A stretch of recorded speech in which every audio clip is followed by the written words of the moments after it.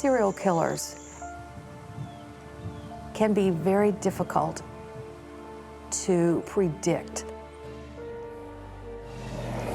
They're constantly thinking about hunting for human beings. Police reported another grim finding.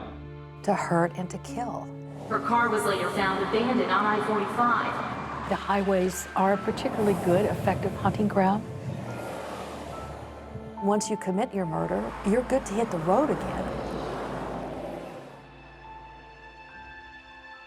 The 12-year-old disappeared April 3rd while jogging near her home. She's a beautiful child. How soon did you really know that something awful had happened? When we first went out to search and we didn't find her, when there was absolutely no sign of her, we knew then that something terrible had happened. Kelly Cox locked her keys in her car after taking a college field trip to the Denton Police Department. She was last seen making a call from a payphone. Not knowing where your daughter was, how do you describe that? There's really not a way to describe it. I had nightmares for years that she was being hurt or harmed every day. The pain does not go away. Tiffany Johnston went missing from a Bethany car wash. Tiffany was abducted in broad daylight. She just vanished. Tiffany was my baby daughter, my shadow. Anywhere I was at, Tiffany was with me.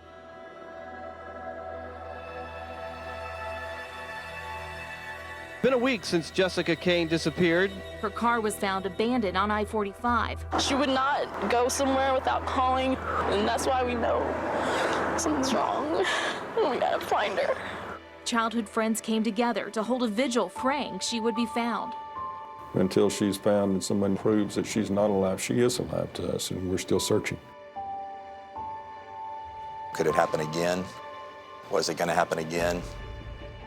William Reese was on the top of the list very early on.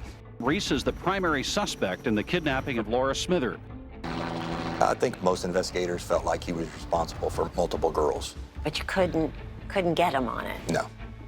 The case went on for a number of years, and no one ever forgot the pain from '97.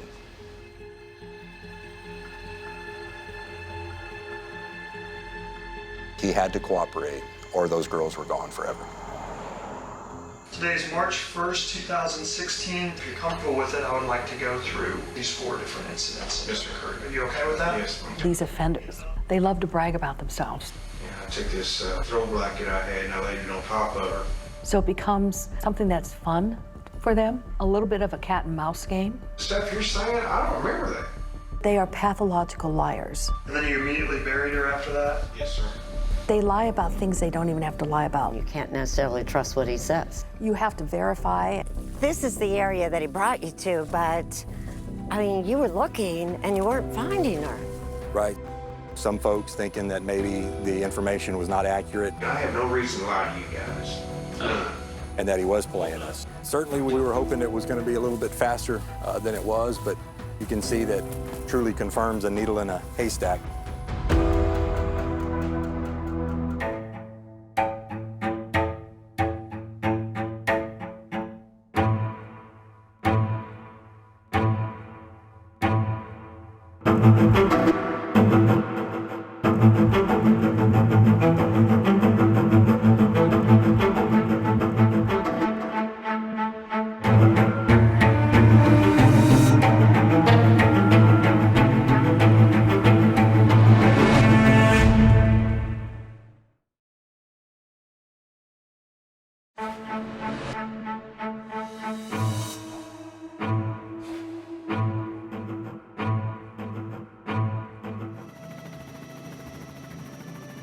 There was a very scary killer who was going up and down I-45. That is correct. Killing young women. That is correct. Interstate 45 runs through the swamps and the derelict oil fields between Galveston and Houston. The highway marks a trail of unsolved murders that stretches back for decades. And friends with Texas Deputy Chief of Police Josh Rogers says 1997 was a particularly deadly year. We were living in such a false sense of security. It was quite a shock to the system when we got educated. And you got educated the hard way? The worst way. Absolutely the worst way. On April 3rd, 1997, Gay Smithers' 12-year-old daughter, Laura, an aspiring ballerina, went out for a run and never returned. As days passed, thousands of volunteers, on foot and on horseback, combed the swamps and fields around their home in Friendswood. Keep your eyes open, this is what we're looking for. The U.S. Marines even flew in to help. We just wanted to say thank you to everybody. We are gonna find her. What does this say, your t-shirt? It says pray for Laura. I was also there in 1997 with the family, Gay, Bob, and Laura's younger brother, David. Are you surprised by the outpouring of concern, sympathy? Uplifted by it. It's just the only thing that's getting us from one day to the next. The beginning of the ballerina. Exactly. Yeah, I was taken in our backyard at the other house. There's no doubt she's coming home. I went into denial immediately. I would not accept any other scenario other than that somebody had taken her. Give us the strength to endure. And if I prayed hard enough, she'd be released to come home to us. That's how I coped. Then came the devastating news 17 days later, when Laura's decomposing body was found in a retention pond 12 miles from her home by a father and son walking their dogs. We thought it was, like a dead animal in the water or something like that. My son, Jason, he says, no, he said, animals don't have socks. I screamed into the phone, that's not Laura, that's not Laura, I couldn't accept it. I can still hear my screams in my nightmares.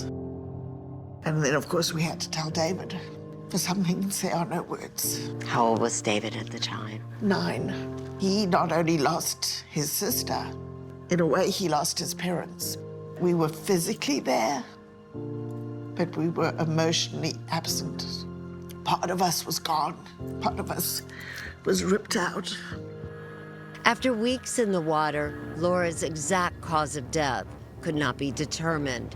Investigators also couldn't be sure if she had been sexually assaulted.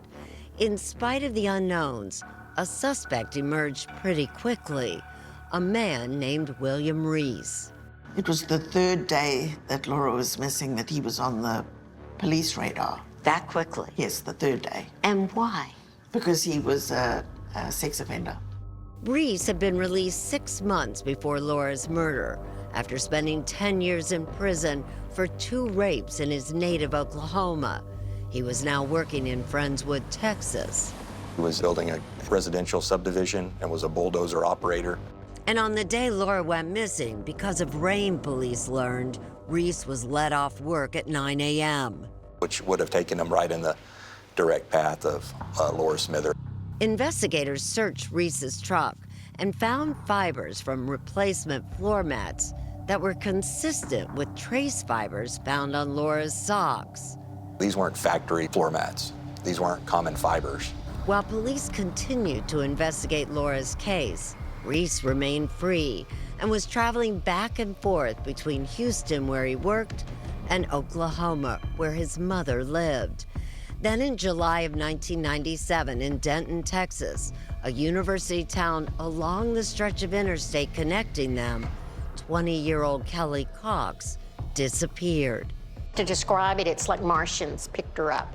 She just vanished. Kelly's mother, Jan Bynum, says Kelly had gotten locked out of her car after a class trip to the Denton police station. She had gone to a nearby gas station parking lot to use a payphone. Very busy area with police officers everywhere. Jan knew something was wrong when Kelly failed to pick up her then-toddler, Alexis, from daycare that afternoon. She would never have left her daughter. She was only 19 when Alexis was born. She took such responsibility. And she embraced being a mom. Oh my gosh, she embraced it. And I know she absolutely adored this one over here. In addition to raising Alexis, now 27 years old, Kelly was taking a full load of courses at UNT, the University of North Texas in Denton. She was maintaining straight A's in college. All A's on her finals a week after having? Yeah, a week after she had Alexis, she took her final exams and pulled all A's on I mean, she was very, very driven. Alexis says she remembers little about her mother, except the anguish of her being gone. I remember looking for her. You do? Looking underneath the bed. I remember looking her all around the house. Look in closets. She would look under the bed and say, Mommy, Mommy. The days of searching turned into weeks, and then months. We can get this face out there. Jan was on local TV pleading for help finding her daughter. I don't want it on a back burner. I want her face out there. But unlike Laura Smither, Kelly was a young woman, not a child. And as the case dragged on, Jan says she didn't feel that finding Kelly remained a priority for police. Jan still remembers a conversation she had with one member of the department 3 months after Kelly went missing. And he said, you should just consider yourself lucky. We're even working on this case. Most police departments would have just turned her picture in to the missing persons clearinghouse and been done with it. That was heartbreaking. Jan was certain that someone had abducted Kelly, but was at a loss. Police had no body and no strong leads, and the case soon grew cold. I don't think that I ever completely not think when the phone would ring that maybe it was something about Kelly. Just 11 days after Kelly went missing, up in Oklahoma, and not far from William Reese's hometown, another young woman was about to vanish.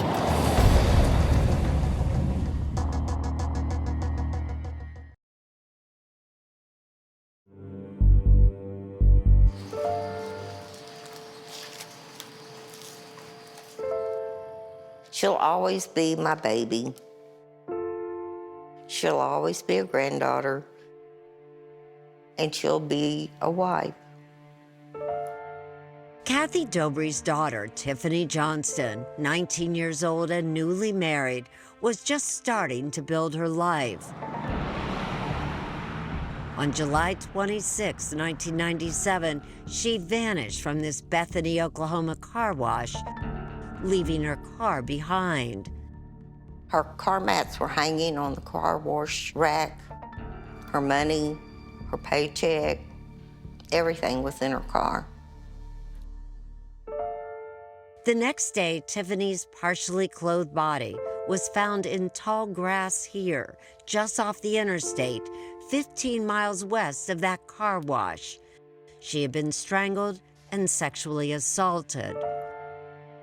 She had rope burns around her wrist. She had black and blue places on her face. No one at the car wash reported seeing anything out of the ordinary. So whoever took her had to be pretty calculating and thinking about the surroundings. Oh, yeah. And Tiffany would fight.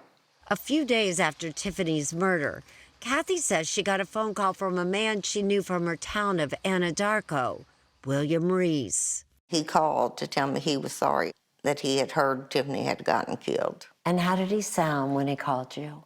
Sincere. All he said was, I'm sorry to hear about your daughter.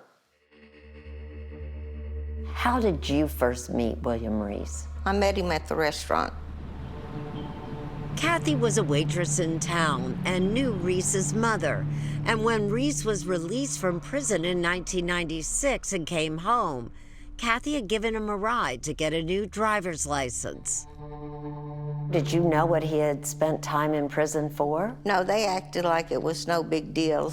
And would you have even guessed that he had been convicted of violent crimes toward women? Oh, heavens, no. It never occurred to Kathy that Reese could have anything to do with Tiffany's murder. I couldn't see someone that I knew that would kill Tiffany because they knew how much she meant to me. As for investigators, they found the killer's DNA on Tiffany's body, but they weren't able to develop a profile. At some point, Kathy, did you give up thinking they're just never going to find the person No. who killed my daughter? I never gave up because I made a promise to Tiffany when I buried her that I would not give up until we found who did it. Why was it so important to find who killed her? Because I didn't want him killing someone else's child.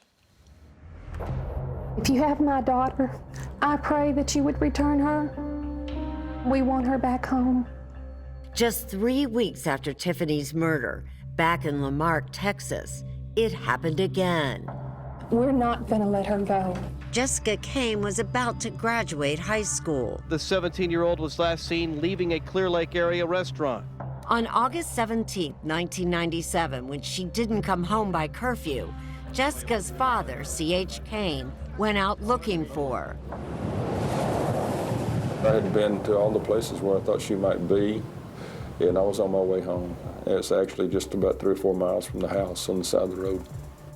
He spotted her truck on the shoulder of I-45, but Jessica was gone. And there was no sign of struggle. Once again, search parties combed the area for yet another missing girl. More than 100 volunteers searched on foot along the marshes and through the brush. Tracking dogs were called in to help. We were the most broken people at that point. Gay and Bob Smithers, still reeling from the loss of their daughter Laura just 4 months earlier, felt compelled to join the search. We didn't hesitate. We went immediately. The search for Jessica Kane widened today across the salt grass and scrub that surrounds the marshes in this The area. search went on for weeks, but there was no sign of Jessica and no clue who had taken her. We wondered, could it be the same person who took Laura from us? You know, we just didn't know. As Gay wondered about William Reese and his involvement, a story emerged about another case where the victim survived. Everything happened so fast. Back in May of 1997, 3 months before Jessica Kane disappeared, a 19-year-old mother, Sandra Sapah, stopped at a convenience store off of I-45 in Webster, Texas. She noticed a man staring at her from the parking lot. His truck was out there parked, but I wasn't really paying attention. When Sandra left and went to a Waffle House across the street, she saw the man again. He followed me to the Waffle House, and I parked, and he asked me if I needed help. And I go, get help for what? And he goes, well, your tire's flat. But just moments later, the stranger was forcing her into his white pickup truck at knife point. He was just telling me to keep my mouth shut. I mean, I was terrified. She says he sexually assaulted her in the truck, and then they started speeding down the interstate. I mean, the only thing I was thinking, like, he's gonna kill me. I'd rather jump and kill myself than him doing that to me. And that's just what Sandra did. As the truck sped down I-45, she opened the door, jumped out, and hit the pavement. And then I got up, started running. Gravely injured, Sandra managed to get help and reported the incident. 5 months later, in October of 1997, during a meeting with Friendswood police, Webster investigators noticed that Sandra's description of her abductor's pickup sounded similar to the truck that Friendswood police had searched in Laura Smithers' case, belonging to William Reese. Okay, if y'all would, get shoulder to shoulder with the guy on the red circle. On October 16, 1997, Reese was pulled in for a lineup. Number 4, step to the red circle. Wants to take a quarter turn to the left. When he walked out, I mean, I knew that was him. No doubt. It was him. Okay, now loud voice, get in the truck. Get in the truck. William Reese was immediately arrested and charged with kidnapping. He pleaded not guilty. He was finally behind bars, but not for any of the murdered girls. Did you attack Laura Smith?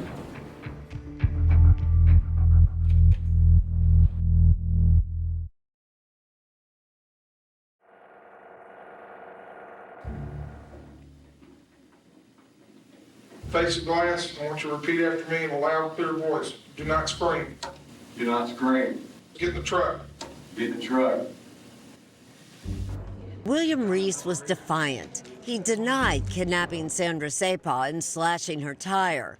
But after his arrest, investigators were determined to tie him to Laura Smithers' murder, too.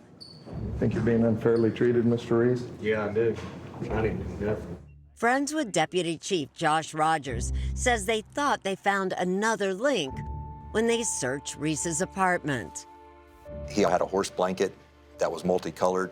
Most of those colors were also found on one of Laura Smithers' socks. So the evidence was strong. And they already had those other fibers on Laura's socks that match Reese's floor mats. Still, the DA at the time did not feel that was enough evidence to charge Reese with Laura's murder. And was that frustrating? Very, very. I got very, very angry. I felt that the system had failed us and failed Laura. But Friendswood detectives weren't giving up. They pulled records to trace Reese's movements during the previous summer and discovered that Reese might be connected to the other unsolved cases. There was a fuel charge from Denton on July 15th, the same place and date of Kelly Cox's disappearance. It was the first time Kelly's mother, Jan Bynum, had heard the name William Reese. He was now also on the radar of Denton police.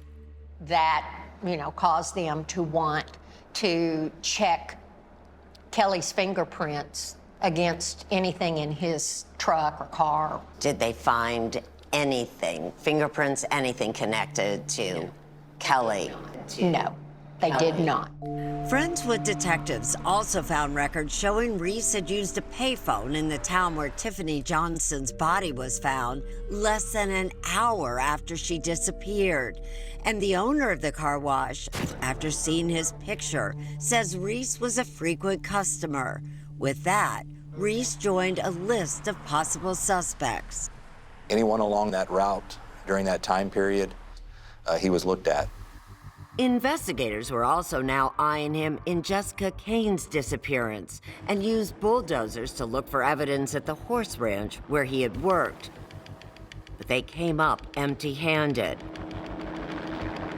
And in April of 1998, as suspicion swirled around William Reese in several jurisdictions, he went on trial for the kidnapping of Sandra Sapah. You went to the trial, why? For Laura. I had to be there for Laura. I got very angry with what I learned at that trial. Because, of course, it puts everything in your head at what he had done to Laura.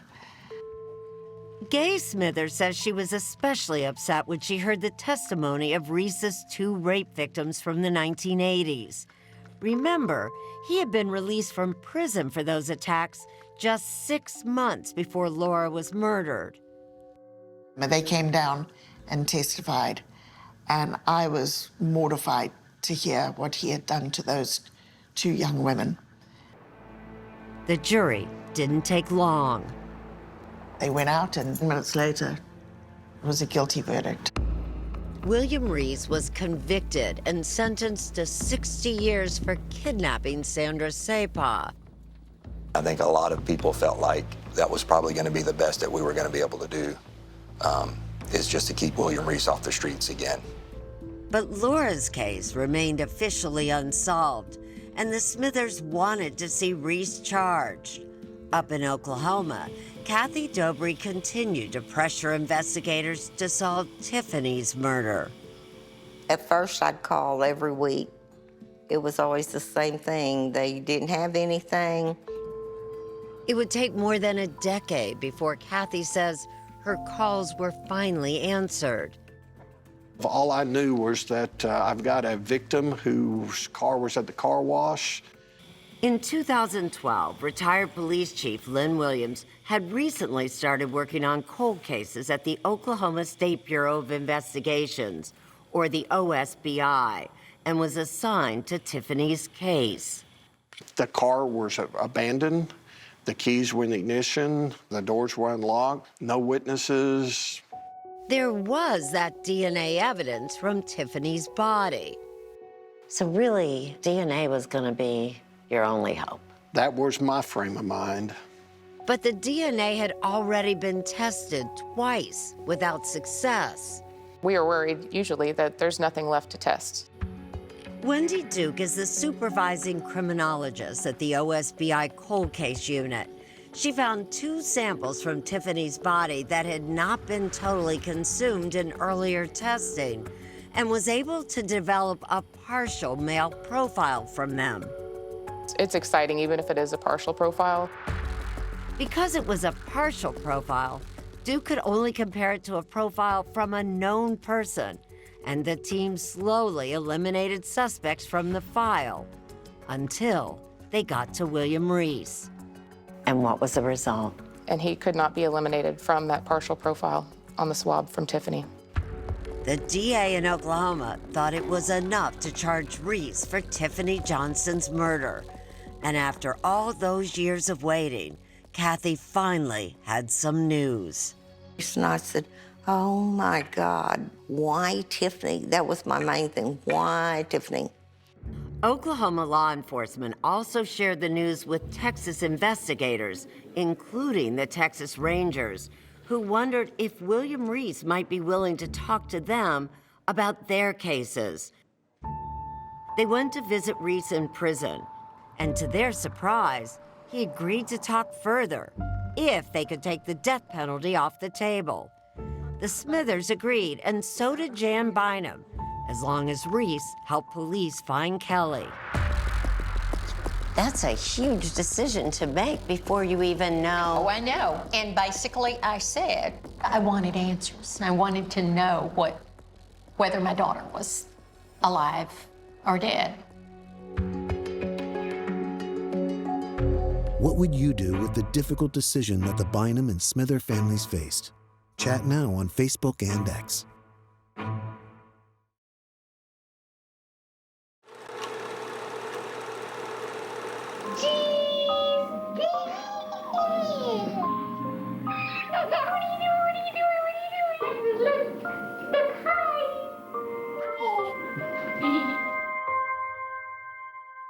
When they would find a body anywhere, and then they would confirm who it was, and it wasn't Kelly, and I'd go, oh, it's not Kelly.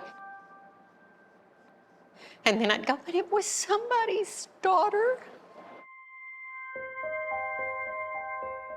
Almost 19 years after Kelly Cox's disappearance, her mother Jan was finally close to knowing what had happened. In February 2016, William Reese was moved from prison to the Friendswood jail after agreeing to give investigators information about their 3 Texas cases. He hoped his cooperation might help him in Oklahoma, too. He told us that he wasn't going to play games if we weren't going to play games. Investigators took Reese out to this remote field south of Friendswood, where he said Kelly Cox's remains were located. Reese hadn't yet told them if he was responsible for her death. He doesn't give any confession. No. But it's clear that he's got some involvement. Correct. Police spent long days and nights with Reese in the jail and out in the field looking for Kelly's remains. And during that time, Reese started telling investigators about his encounter with Kelly Cox in Denton.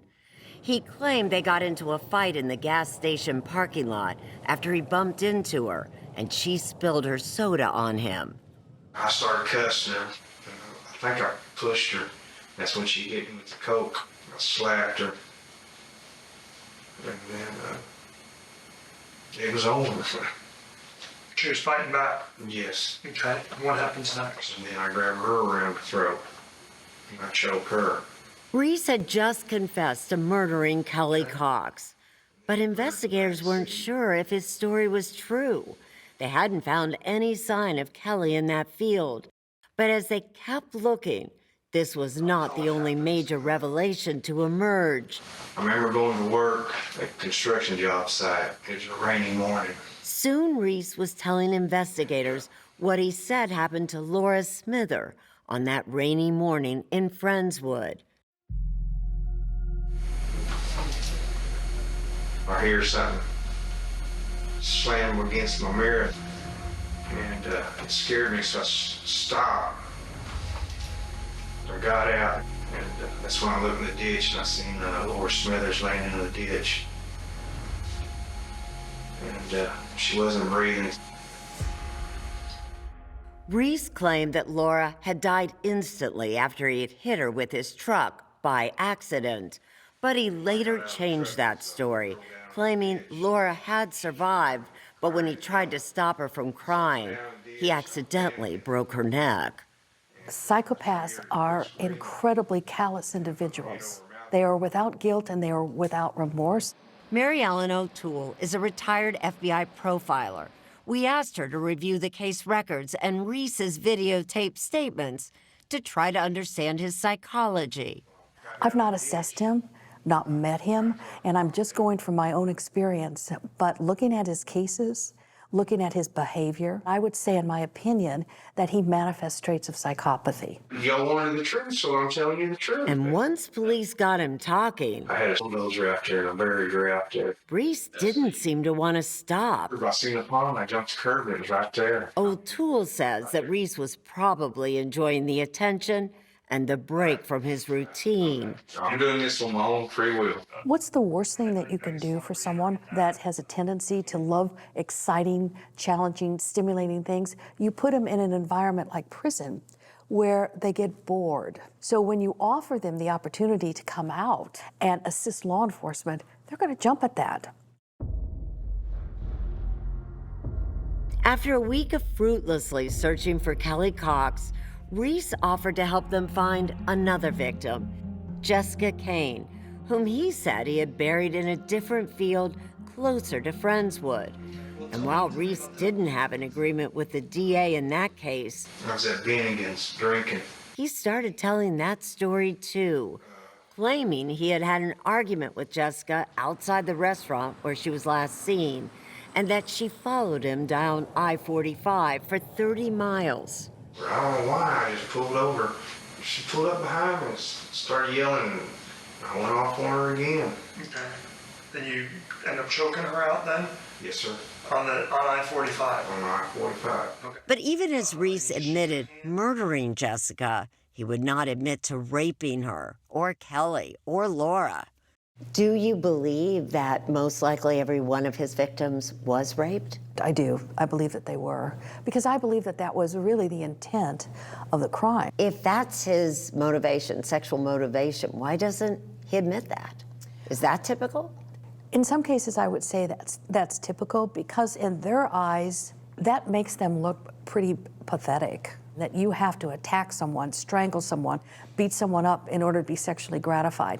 Go ahead with the next one, Bill. That's the one in Oklahoma City. Okay. Finally, even though he could again be facing the death penalty, investigators were able to get Reese to talk about the last case they thought he was linked to from 1997, Tiffany Johnston, who Reese said he had encountered at that car wash in Oklahoma. I was spraying it, cleaned up underneath my truck. That's when that girl yelled, "Hey, I sprayed her." I go, "Sorry." I thought she said something. I started cussing at her. And me and her got into it. He knew police had his DNA and admitted having sexual contact with Tiffany after forcing her into his horse trailer. We was fighting. You know, I unsnapped her overalls. I don't know why. Once again, Reese made a point to blame his victim for the violence that followed. She hit me in the back of the head with a horseshoe. Pissed me off. And Started squeezing her around the throat, and I grabbed that lead rope, wrapped around her, pulled it tight. 4 victims and 4 confessions, but with no sign of Kelly Cox or Jessica Kane. Not everyone believed Reese was telling the truth. There was some folks thinking that maybe the information was not accurate and that he was playing us. Go inside the case and see more of the evidence at 48hours.com.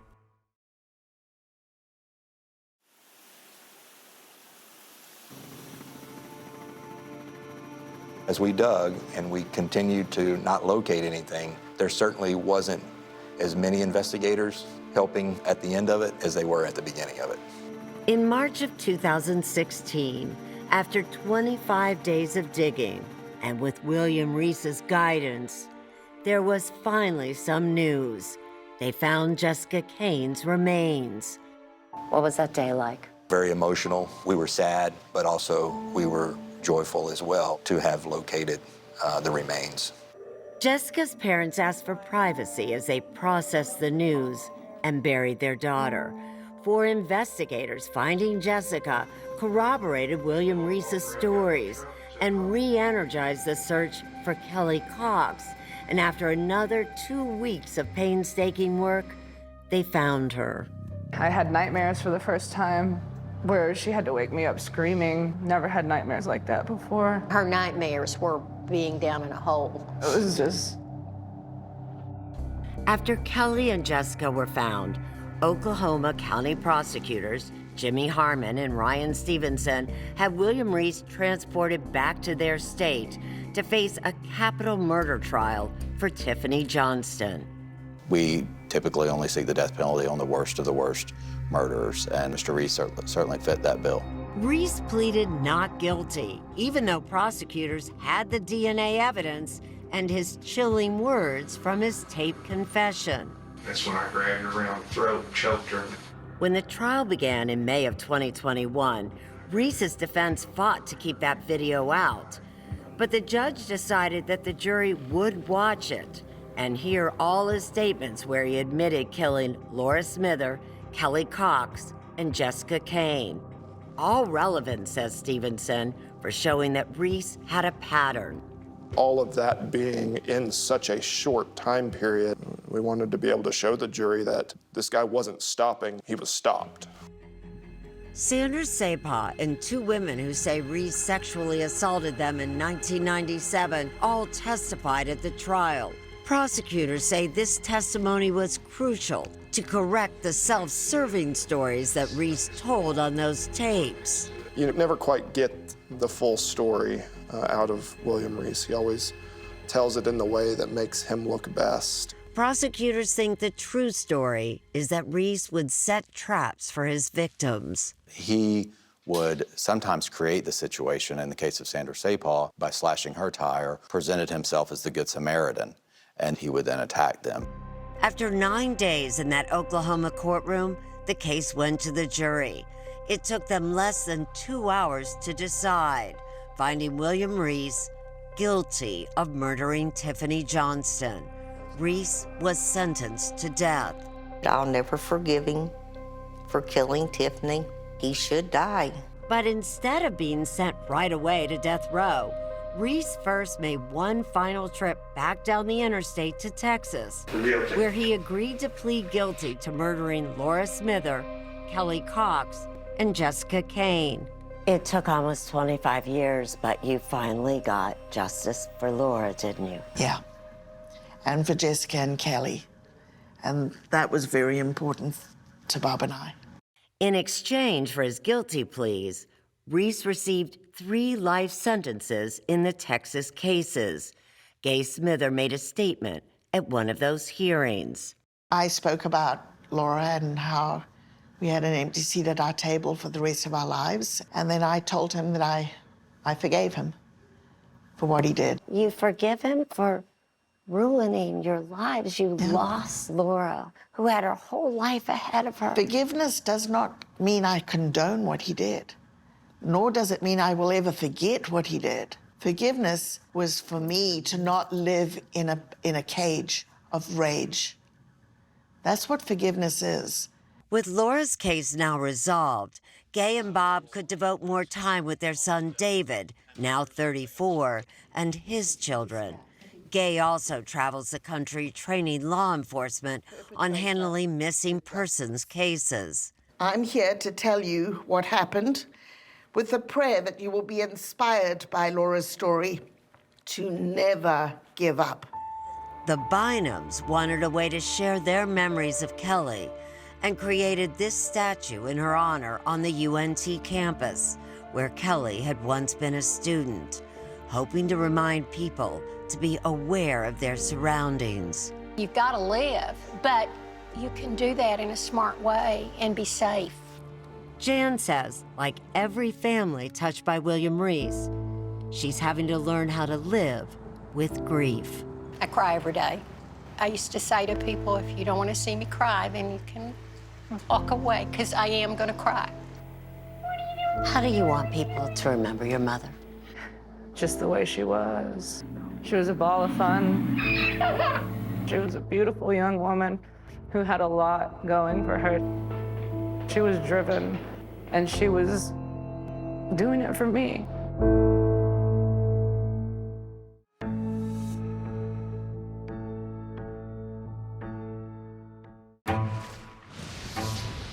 Two gruesome murders, unsolved, same area, same MO. Ambushed, stabbed multiple times. Can a man known as the Zombie Hunter help police find a killer? And then he's defending the world against zombies. It was like he was hiding in plain sight. 48 Hours, next on CBS and streaming on Paramount+.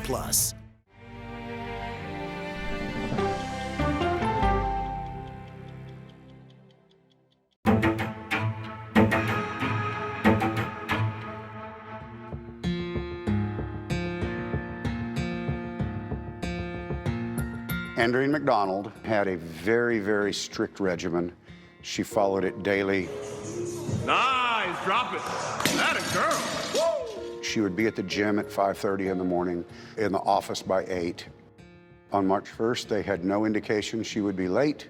She didn't show up for work. This was very significant to her employees. They called the gym and found out she never showed up to the gym, which is like a religion to her.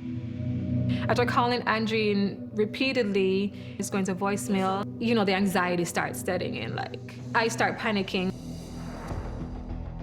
For Andreen to be missing is not possible.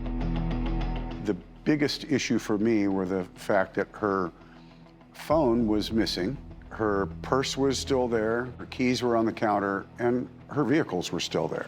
If her vehicle's there, her purse is there, her keys are there, if she's missing, is there a concern of an abduction? Well, the deputies obviously didn't know what to think at this point. They were just beginning the investigation. What we did learn is Andreen McDonald, a beautiful Jamaican woman, was brought to the United States by Andre, her husband, as a major in the Air Force and had top secret security clearance. They began a assisted living business where they, in short order, became millionaires. The picture of the American dream. She's not boastful or anything like that. She's just that humble person. Andreen had a great reputation in not only the assisted living community here in San Antonio. And we're on the side of the street this morning and we're giving out food for those less fortunate. And She was very, very generous with her wealth and her time. God bless you. Kind of a rising star of San Antonio. Absolutely, very, very much so a rising star. They were always laughing together. They were always joking around. The home didn't seem to be in terrible disarray. No furniture was knocked over or anything was broken. I found there was blood on the wall in an area that was kind of odd. There was blood and hair on a light switch. We assumed that something happened there. It was a crime scene of some sort. I was on social media and I saw that initial poster that came out with her face and then it says missing on the top. Andreen is not the person to go take off somewhere no one knows where she is.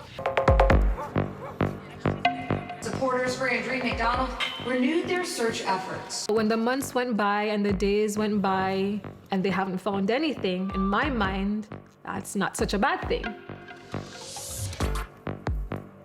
Because if they're not able to find something that solidifies her being dead, I mean, she's alive, right? And she's somewhere.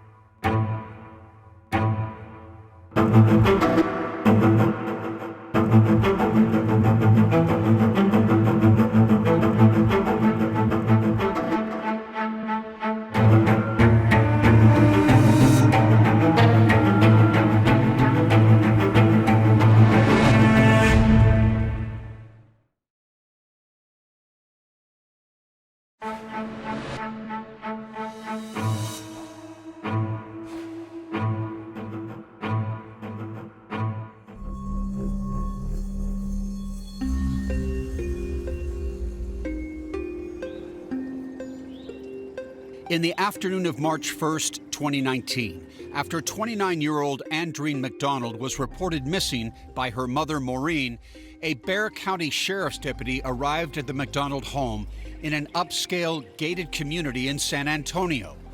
Within minutes, Sheriff Javier Salazar says his deputy made a disturbing discovery. One of my deputies had seen what they believed to be blood on the wall and possibly hair. And in the backyard, normally beautifully landscaped, another troubling clue, a random burn pile.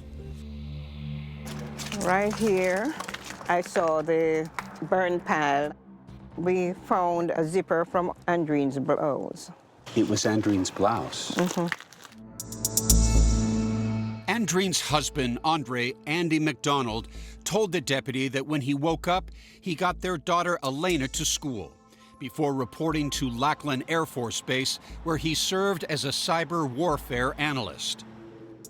Once he learned Andreen was missing, Andre rushed back home, but he quickly headed out the door again to act on a hunch that Andreen, who suffered from migraines, might have gone to a nearby hospital for treatment.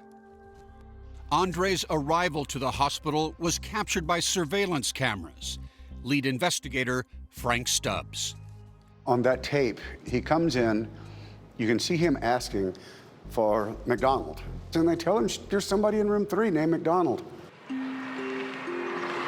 He arrives back to the house. What does he tell them? He tells them that she's in the hospital. But when the deputy called the hospital, he discovered that the McDonald who had checked in was not Andreen McDonald. Andre told deputies that he rushed back home before seeing his wife because he had left his cell phone at home and wanted to let Maureen know he had found Andreen. There was some indication to him that she was there and injured to some extent.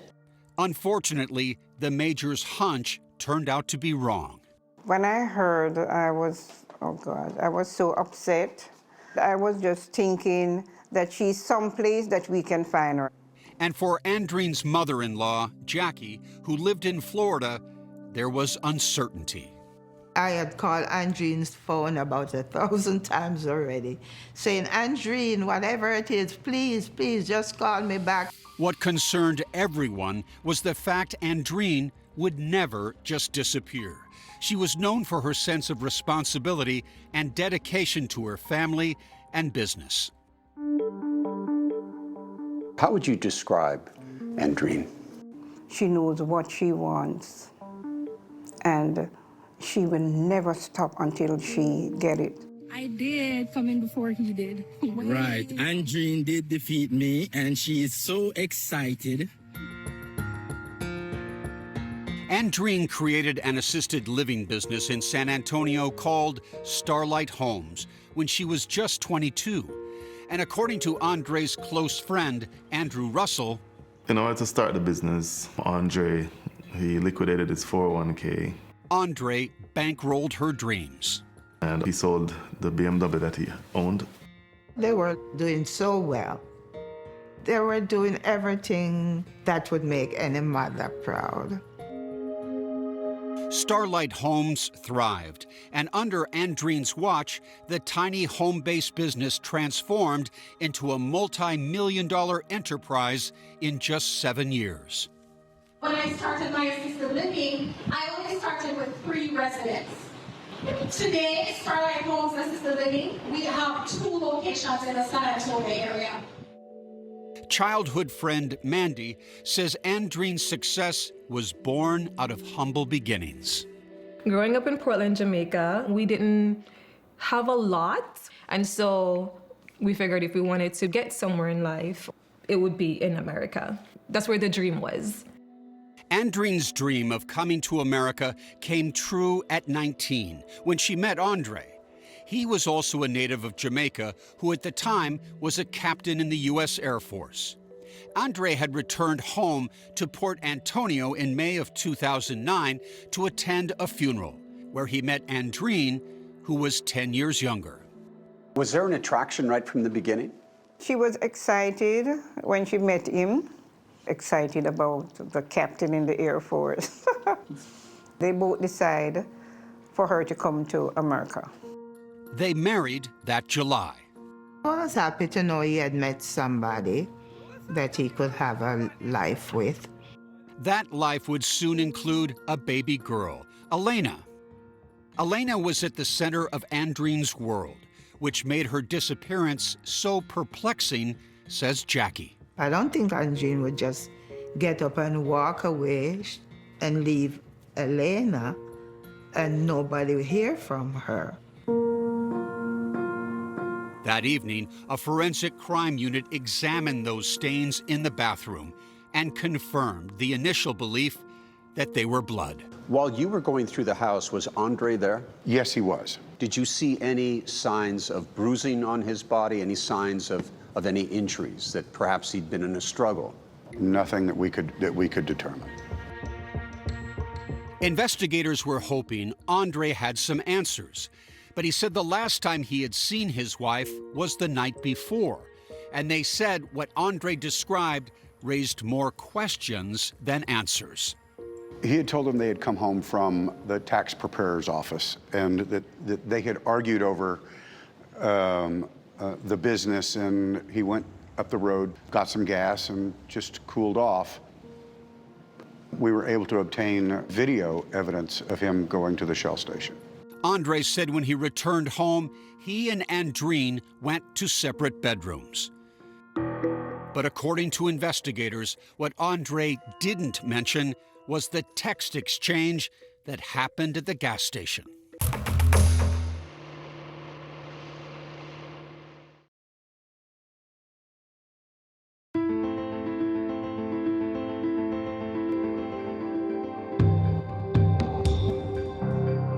For investigators, the text messages found on Andre's phone revealed a marriage in turmoil, including allegations of betrayal.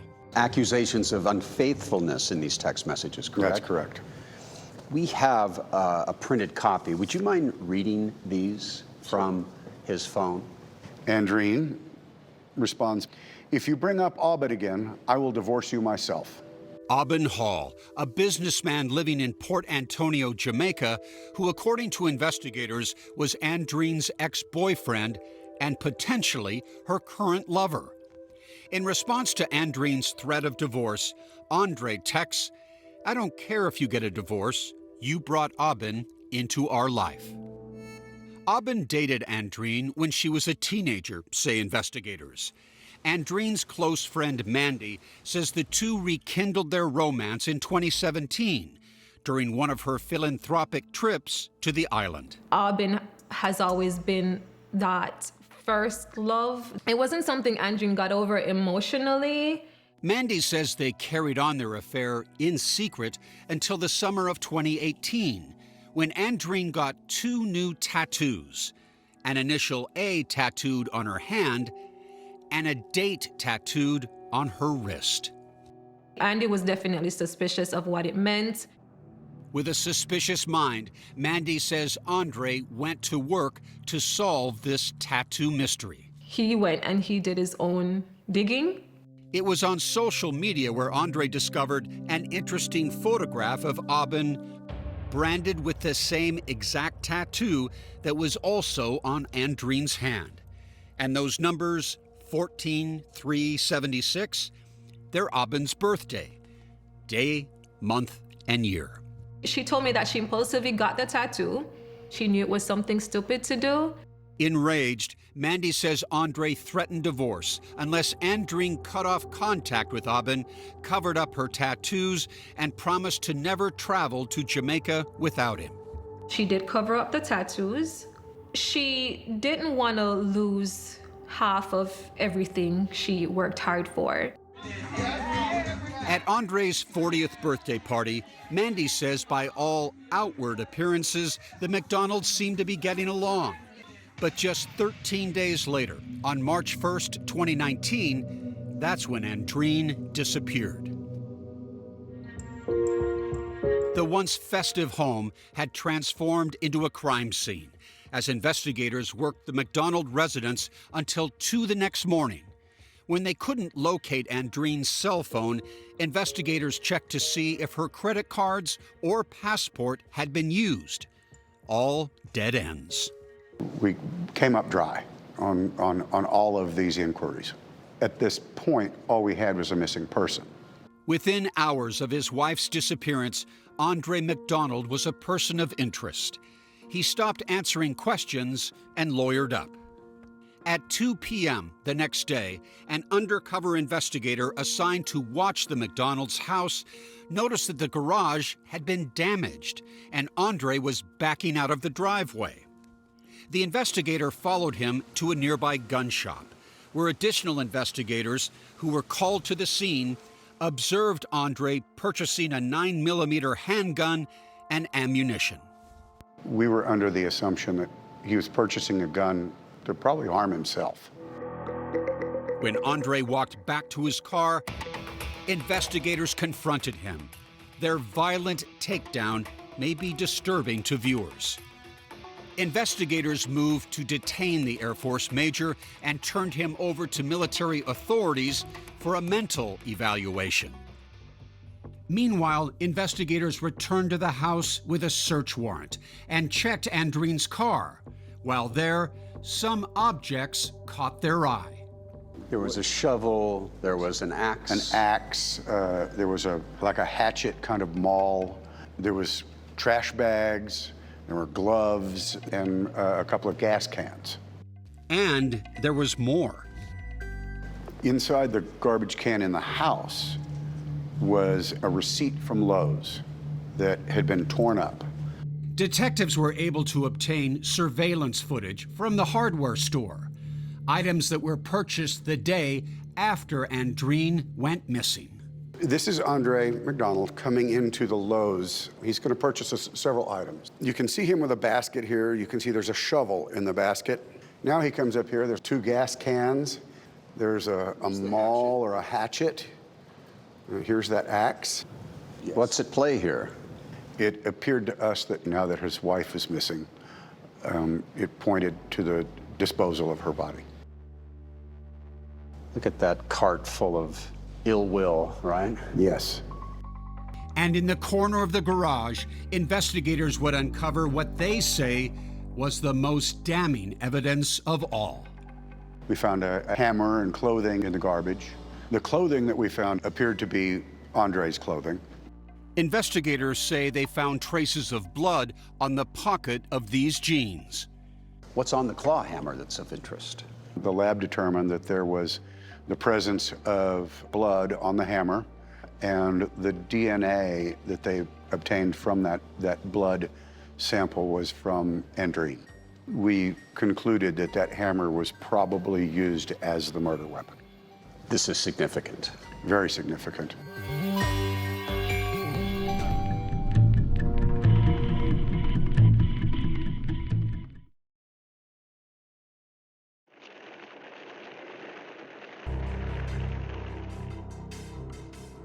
48 hours into the investigation, Detective Stubbs believed he had discovered key evidence that implicated Major Andreen McDonald in his wife's disappearance. Investigators located those items stained with Andreen's blood inside the family's trash can. This missing persons case had become much more sinister. And it's pointing toward what? The evidence was pointing towards a murder. But there was a problem. None of the evidence collected proved that a murder had actually occurred. Turning a missing persons case into a homicide case is very difficult. On March 3rd, 2019, the Air Force concluded its evaluation of Andree and released him. Civil authorities quickly moved in and placed him under arrest. God, I love my family. What do you have to say about this entire investigation? But it wasn't for murder. Major Andreen McDonald was arrested for tampering with evidence, based upon that torn receipt found at the house listing the items he had purchased from the hardware store. Andree's arrest left his mother, Jackie, in a state of shock and disbelief. I saw that Andree was taken into custody. And I just collapsed.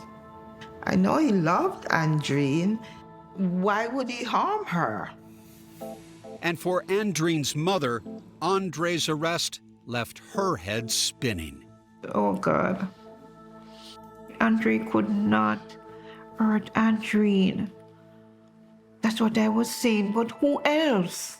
Adding to everyone's sense of shock, confusion, and suspicion was Andree's decision to stop cooperating with detectives. Andree's face told us there was no way in hell we were going to break him and make him tell us what had happened. Sheriff Salazar went on local TV asking for help. We are asking anybody with any information on her whereabouts to give us a call at 210-335. Soon after, the community of San Antonio, along with family and friends, came out in droves to look for Andreen, including a volunteer search party formed by former Air Force Airman Bobby Green. Bobby took us out to one of the areas where he searched for Andreen. Right now we're behind a hospital. We thought he might have taken her here to a wooded area. As you walk through here, what are you looking for? You would look at tree branches that had been pushed away, something that was cut, fresh tire tracks. How many miles did you cover? It was hundreds of miles. As search efforts continued, Andreen McDonald was released from jail on bond. Where is Andreen? With his wife absent, Andree took over management of Starlight Homes. Search efforts continued, although investigators say Andree didn't take part. Days would eventually turn into months of dead ends. As the search for Andreen went on, investigators dug further into the couple's relationship, learning that they had business problems as well as romantic ones. In WhatsApp messages shared with friends, there are arguments over who really was the brains behind their successful business. In one, Andreen tells Andree, "Starlight Homes is my idea, my dream, and would not have happened without my drive." Back then, friends like Andrew Russell became worried about the potential for violence. And I have text message from Andreen that's saying, someone is going to snap. Andrew told investigators that the couple's war of words turned physical the night before a Christmas party at their home in 2018, where the McDonalds got into a physical altercation. So when I went into the kitchen, Andy and Andreen were grappling on the floor. The next morning, they were laughing about it. I did feel uncomfortable after that. I thought the situation had become toxic. Just over 2 months later, Andreen's blood was spilled in her home and she vanished. Finally, on the evening of July 11th, 2019, 133 days after Andreen had gone missing, there was a break in the case. About 7:30 this evening, the Bexar County Sheriff's Office patrol deputies were dispatched to this location for a report of some human remains that were found. Skeletal remains were located in a farmer's field just 6 miles from the McDonald home. This man, Clifton Clabundy, made the discovery. Clifton had taken out his tractor to retrieve a cow skull that had been spotted right along the tree line of the property. I saw what appeared to be a human skull in front of the cow skull. That must have been a shock. A shock, yes. Officials determined that the human skeletal remains belonged to Andreen McDonald. Her sister, Cindy Johnson. I was at a church praying for Andreen. I couldn't do anything. I broke down. It hit us like a storm, because we still wasn't thinking like that. Never. I never saw this coming. Less than 48 hours later, Andreen McDonald would be arrested and charged with his wife's murder. See more evidence from the case at 48hours.com.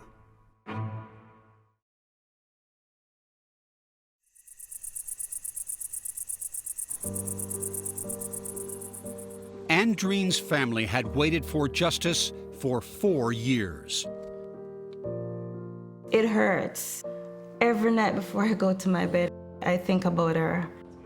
Bexar County Assistant District Attorneys Stephen Spear, Lauren Scott, and Ryan Groomer would prosecute McDonald for the murder of his wife, Andreen.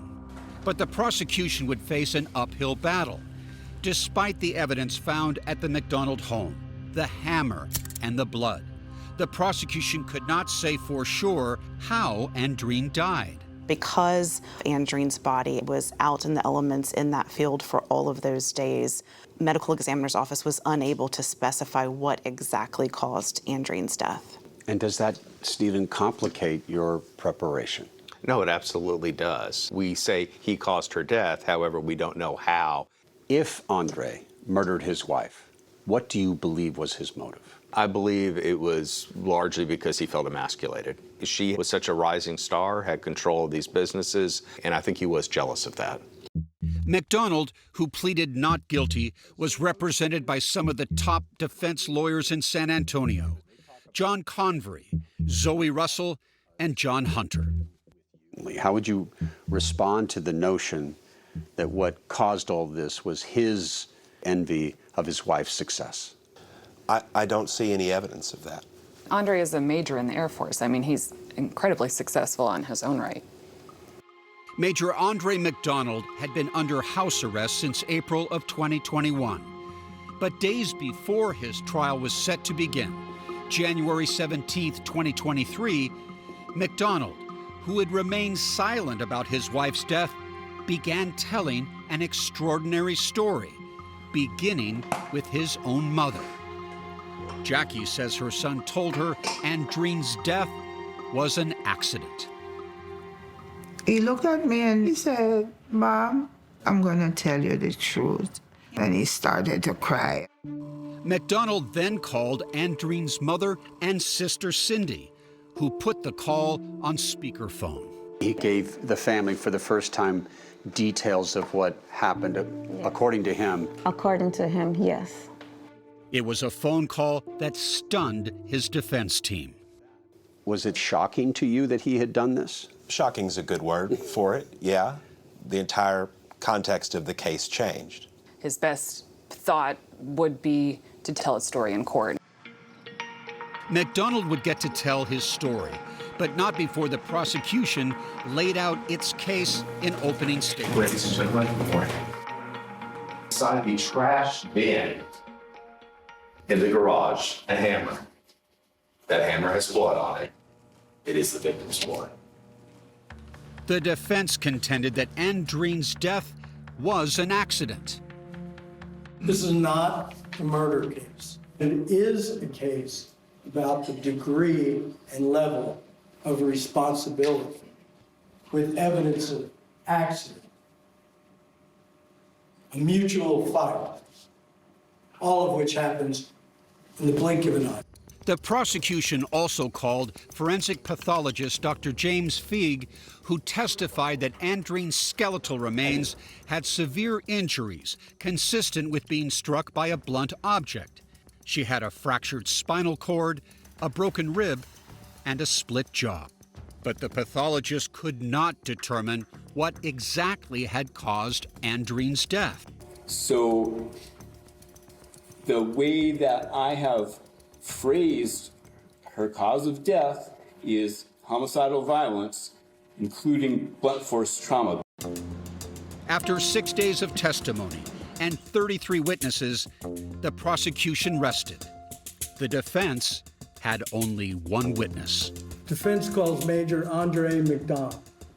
McDonald described the evening of February 28, 2019. While at the tax preparer's office with his wife, he discovered that Andreen had started a new business a year earlier without his knowledge. What did that signify to you? Basically, that meant to me pretty much that she was robbing me. After a heated argument that evening, McDonald says he left the house to cool off at that gas station.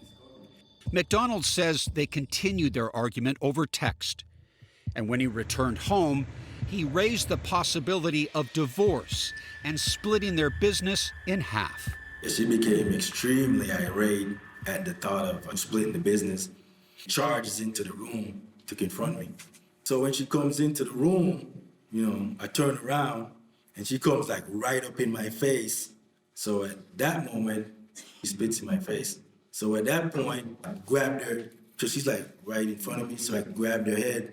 I think we had like a clash of heads, and I think it opened up like a cut somewhere on her face. McDonald said Andreen ran into the bathroom and turned on the lights. When Andreen saw her bloody face in the mirror, McDonald claims she attacked him. His testimony may be disturbing to some viewers. When she comes, she's like throwing like some punches, so I'm trying to like duck down and like keep my face from getting hit with the blows. I remember like grabbing her and like tripping her, and then she like falls, and that's when I kick her like twice. The second kick, I think I heard like some type of wheezing, and then also like in the background, I could hear like some footsteps. The footsteps of their young daughter, Elena. McDonald said he left to put Elena back to bed, and when he returned about 30 minutes later, his wife was dead. I became like pretty frantic at that point because, she's dead on the floor. You never thought I need to In cross-examination, prosecutor Spear asked if McDonald had thought about calling 911. I never thought about calling anybody to revive a dead person. My purpose at that point was simply to get her out of the house so that my 7-year-old daughter wouldn't see her mother laying on the floor dead. After putting Elena back to bed, McDonald said he dumped Andreen's body in this field, stripped her naked, and returned home to burn her clothing, which left that burn patch in the backyard. But what about Andreen's blood on the yellow hammer? On the face of it, the evidence doesn't square with McDonald's account of an accident. McDonald had an explanation for that. He testified that when investigators finished searching his home, he went back to the field before dawn, angry and armed with the yellow hammer, a can of gasoline, and a plan. My plan was to hit the person that caused this whole circumstance. And You felt it was her fault, right? It's absolutely her fault. What did you do with the gasoline? I poured it on her, and then I used the lighter and set it on fire. McDonald said when the flames subsided, that's when he attacked his wife's corpse with the yellow hammer. I hit her in the face, the neck, and I just like hit her again as I was walking away. Why that last blow? As I was walking away? Yes. I guess I was still angry when I was walking away. After that gruesome testimony, the defense shifted gears and tried to refocus the jury on their theory of the crime. And for the first time, the defense brought up why McDonald acted the way he did that night. Have you always believed you acted in self-defense? Yes, I've always believed that from the very beginning. The defense played videos showing Andreen giving her husband a piggyback ride and working out. Would you describe Andreen as a very strong, powerful woman? Yes, I would. Straight up. According to McDonald, his wife could lift up to 300 pounds. Yes, ma'am! When she attacked you, were you in fear? Yes, I was in fear of, being harmed during that whole situation. They want you to forget and disregard about all his actions. Closing arguments. Defense counsel said that this is self-defense. Folks, this is not self-defense. It's time to hold this man responsible for what he did. And it's time to find him guilty of murder. Andreen McDonald did not intentionally or knowingly murder Andreen McDonald. He acted in self-defense, and your duty and your obligation is to say, not guilty. Thank you. After 6 days of testimony, the jury got the case. All rise for the jury. Approximately 11 hours into their deliberation, the jury sent a note to the judge That says, we're hopelessly deadlocked. What do you make of Andreen McDonald's claim of self-defense? Chat now with the 48 Hours team on Facebook and X.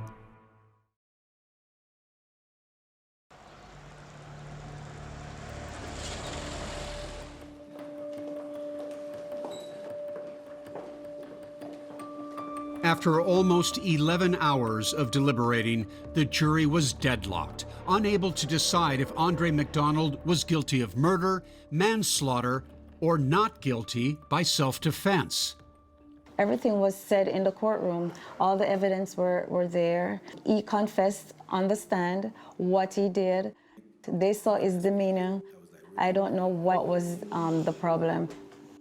For jurors Brandon Medellin, I voted for murder, and I saw that we were 6 and 6. And Rudy Ruiz, At no point did any juror think that he was innocent or that it was self-defense. the problem was wording. Because people really picked apart the definitions of murder and recklessness. The jury of 6 women and 6 men spent hours discussing whether McDonald had intentionally murdered Andreen or if he had recklessly killed her, making it manslaughter. Murder carries a life sentence, manslaughter up to 20 years.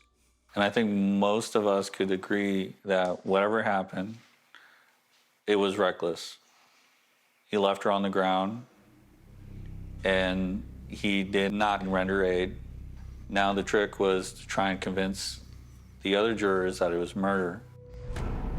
But as the deliberations continued, some of the jurors had been swayed, with 9 now for manslaughter. Medellin says the biggest factor in swaying the vote was Andreen McDonald's testimony. There was so little evidence, and so a lot of people believe because we don't know anything else other than what he has told us, that we have to take what he told us. And he was actually able to convince a lot of the jurors. And we had that one juror that he said, well, I've kicked someone, I never intended to kill them. Medellin, Ruiz, and a 3rd juror were the staunch holdouts for murder. No one was going to change anyone's mind. The judge then invoked what's called an Allen charge, urging the holdout jurors to reconsider the evidence and reach a unanimous decision. After another hour of deliberations, a verdict. And Mr. McDonald, please stand with your counsel.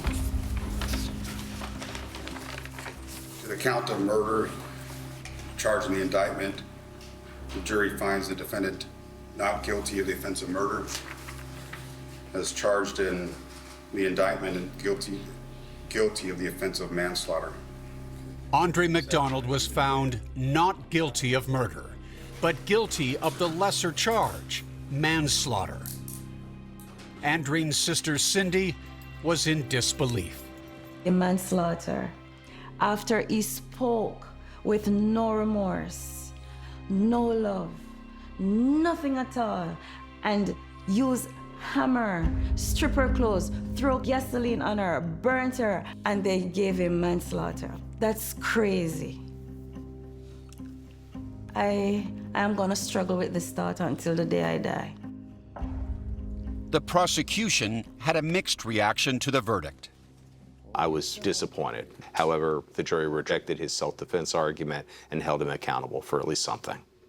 For the defense, Andreen McDonald may not have walked out a free man, but This is a win, despite how I believe that this is a self-defense case. I do respect the outcome. Andreen's best friend, Mandy Hall. He's there to tell his story. He's there to make up whatever he wants to make up. She can't do that because he took that away from her. Cindy now sees that phone call from McDonald before the trial in a whole new light, as a calculated ploy to deflect blame. It's 4 years. It took him 4 years for him to recognize that he did what he did.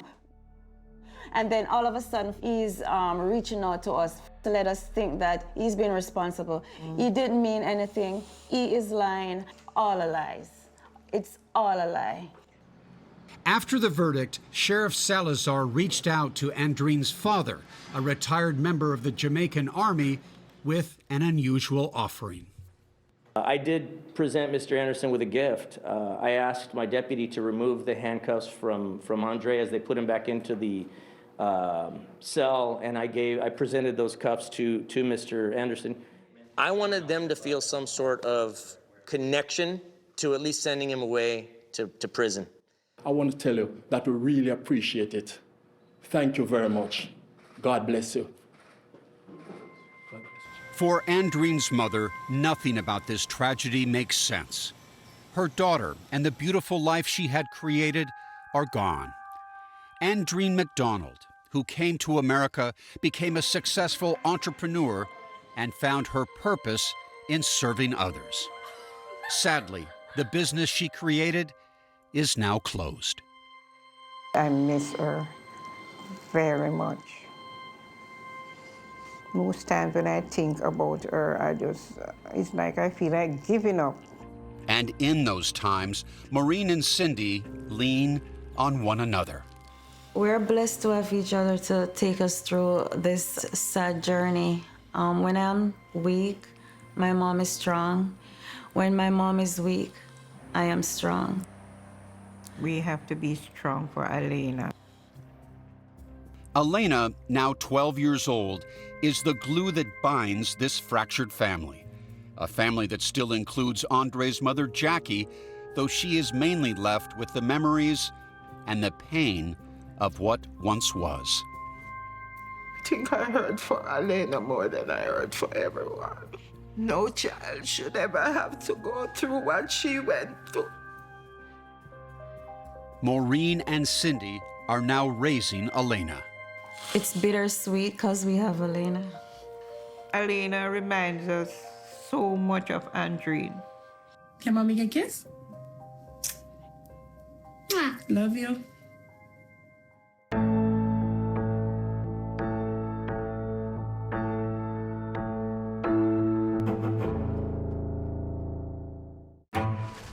A young wife and mother found with a strange mix of drugs in her system. Hey, there's a needle right here. It makes you stop breathing if you have too much. Was it murder? Investigators turned to her journals for answers. How crucial were those journals? Very. 48 Hours, Saturday on CBS and streaming on Paramount Plus.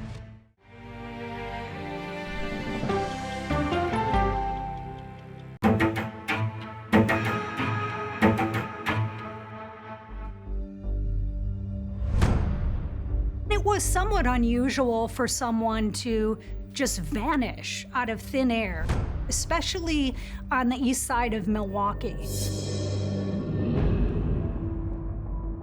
Kelly Dwyer, she is a young woman that is out trying to discover herself. You see this bright-eyed, smiling, beautiful girl who really seemed to have a lot of life and vitality. We got to spend quite a bit of time together in the yoga room. It was rare not to see her. And I had just assumed she was on an adventure of some sort. October 12th, 2013, she did not show up for work. Her co-workers were absolutely the first to respond. Kelly was very tied to her cell phone, always posting on social media, always texting. When they called Kelly's cell phone, it went straight to voicemail. Kelly Dwyer is missing. Flyers started going out. All of the sudden in the community, it was boom. Everybody knew that she was missing.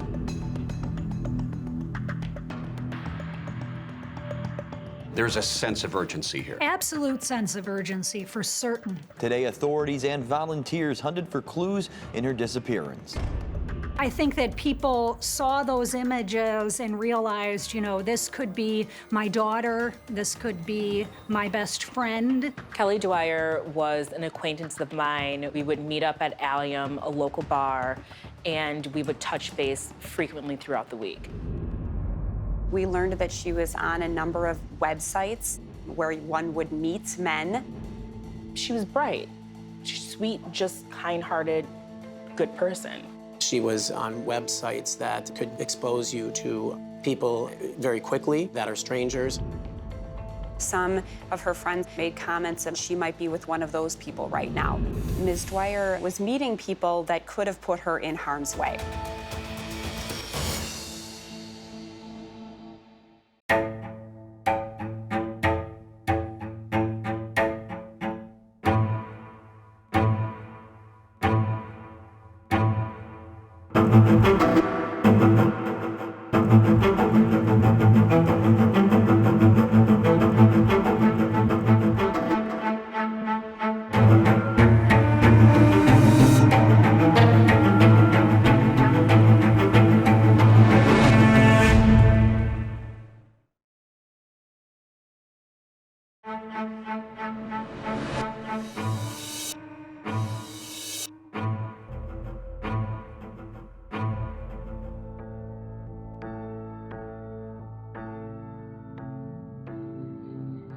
It's like she vanishes. Her social media goes dead. Her debit card goes dead. The phone is dead. Like the rest of Milwaukee, Assistant District Attorney Sarah Hill found Kelly Dwyer's sudden disappearance in 2013 baffling. In an age of an electronic footprint, if you will, it's not there. It's like she just isn't anymore. The night of October 10th started out like any other for Kelly. She'd been on a date with a man named Chris Sacco. Kelly came to Chris's apartment building. They go to get a few drinks and have a nice night out at a place called Allium, a cute little bar that was kind of across the street from the apartment building. I remember her and I having a small conversation of, so what do you have to do tomorrow? And she goes, I actually have off. Chanel Royston was at the bar that night. Kelly told her what she planned to do the next day. I want to wake up in the morning, I want to do yoga, I want to do laundry, and just have an easy day. They picked up a pizza from Ian's, a little pizza place that's like a block away, brought it to the bar. We were all sitting outside on this very long communal picnic bench. We were all nibbling on the pizza. You know, they're sharing it with us. Kelly and Chris decide to call it a night. A little after 2 in the morning, they head back to Mr. Zacco's apartment building across the street. Kelly and Chris had been dating for about a year after being introduced through a mutual friend. Kelly had moved to Milwaukee in 2008 and gone to college. When we're in our early 20s, that's definitely a time of exploration when you're trying to find your own footing as an adult. That's it. Biceps behind the ears, lower your chin. She always greeted me with a hug. Kelly's journey of self-discovery had led to yoga class and instructor Ryan Hayter. She was always excited to see me and excited to get her butt kicked in my class. Keep your upper back strong. And her energy was just infectious. Kelly worked part-time as a nanny and as a salesperson for an athletic apparel store where her tight-knit co-workers were the first to sound the alarm when she missed a shift. They worked together and they played together. It's like She found her tribe. When was the last time that you saw Kelly Dwyer? It was just before her birthday. She was like, something big is gonna happen. I can feel it. This feels really important to me. Kelly had just turned 27, and her relationship with 38-year-old Chris Sacco seemed to be taking on greater meaning for her. Based on what her friends said, it certainly appeared to me that she was extremely interested in him, maybe even in love with him. Chris's mother, Joyce Fry. He was always into sports. He always had a lot of friends. He was a very good golfer. My dad took him out to the driving ranges. I think he put a golf club in Chris's hand when he was about 3. Chris graduated from Boston University with a degree in international business, but his love of sports led him to his dream job. He was a major Yankee fan, and they did hire him in their IT staff, and he just thought there could never be anything better. And where was his office? It was at the ballpark. That's At where Yankee Stadium? Mm-hmm. That's where his office was. Yeah. So he was in heaven. Yeah, he really was. But Joyce says Chris left New York in search of new opportunities, eventually landing in Milwaukee in 2009 and winding up at the relocation management company where she worked. He was the CIO, the Chief Information Officer. I became involved in Kelly Dwyer's missing person investigation. Catherine Spano, then a detective with the Milwaukee Police Department, would learn about Kelly and Chris's relationship. She says Kelly's reasons for dating Chris were obvious. He was educated, he was bright, he was smart. He had a job that paid him well. He had a nice car, a beautiful condo down on the east side. While some friends thought Kelly might have been in love with Chris, it seems Sacco might not have been on the same page. Chris Sacco described his relationship with Kelly Dwyer as friends with benefits. But it did seem Kelly was keeping her options open. Mr. Zygo did make promises to her that he was being exclusive with her, and she also dated some other people. Royston recalls another time not long before Kelly went missing. It was a very easy night here at the bar. Chanel was out at the Allium bar when Chris and Kelly invited her back to Chris's apartment at closing time. I went across the street with them for a nightcap. Walked out to the balcony to smoke a cigarette. Chris then joined me. He was smoking marijuana. Kelly was inside. I don't know exactly what Kelly was doing. Chanel says she got a bad feeling.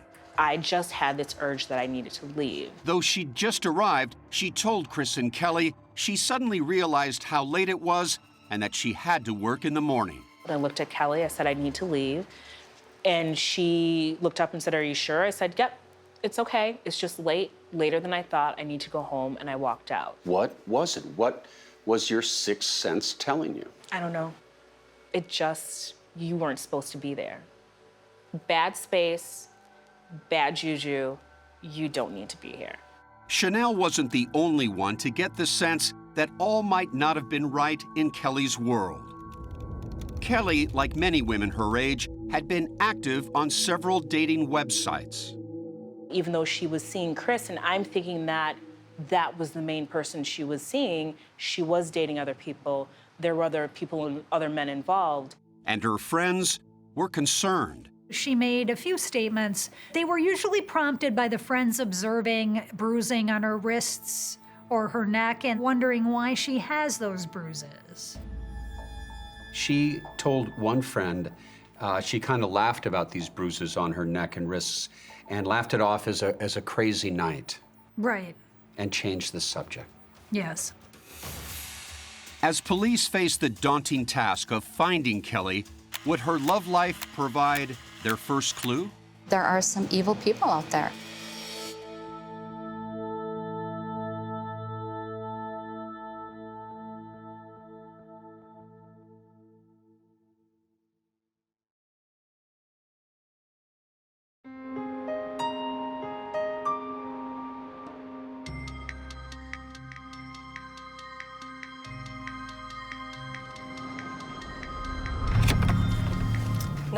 I'm 23. So on Monday, October 14th, I started my shift at 4 p.m. I learned that Kelly Dwyer, a young woman, had been reported missing and had not been seen or heard from since the previous Friday.